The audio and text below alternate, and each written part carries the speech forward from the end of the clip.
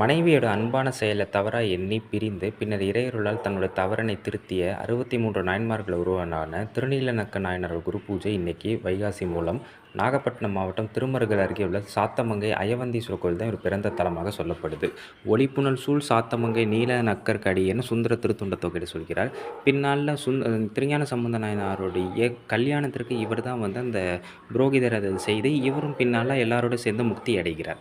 அப்போ என்ன கதை சொல்லப்படுது அப்படின்னா, இவர் ஒரு முறை பூஜை செஞ்சுட்டு இருக்கும்பொழுது, அந்த சிலந்தி வலை இருக்கும்போது, அந்த சிலந்தி வலைய இவரோட மனைவியான மங்கையர்க்கரசியை ஊதிடுறாங்க. எச்சி பட்டதோட "நீ ஊதக்கூடாது" அப்படின்னு சொல்லும்பொழுது, மனைவியை பிரிஞ்சுட்டு வீட்டுக்கு வந்துடுறார். அப்போ சிவபெருமான் கனவுல "உன் மனைவி ஊதிய இடத்தை தவிர மற்ற இடங்கள் எல்லாத்துலேயும் எனக்கு கொப்பளம் வந்துட்டுன்னு" சொல்லும்போது தான், மனைவி செஞ்ச தவறு இல்லைன்னு புரிஞ்சுக்கிறார். பின்னால் திருஞான சம்பந்தர் இவர் ஊருக்கு வரும்போது, திருநீலகண்ட யாழ்ப்பாண நாயனாரும் மதங்க சூளாமணியாரும் வரும்போது, சாதிய பாகுபாடு தாண்டி அவங்க எல்லாருக்கும் யாகசாலையில் தங்க இடம் கொடுத்த ஒரு புரட்சிமிக்க இவருடைய குரு பூஜை தான்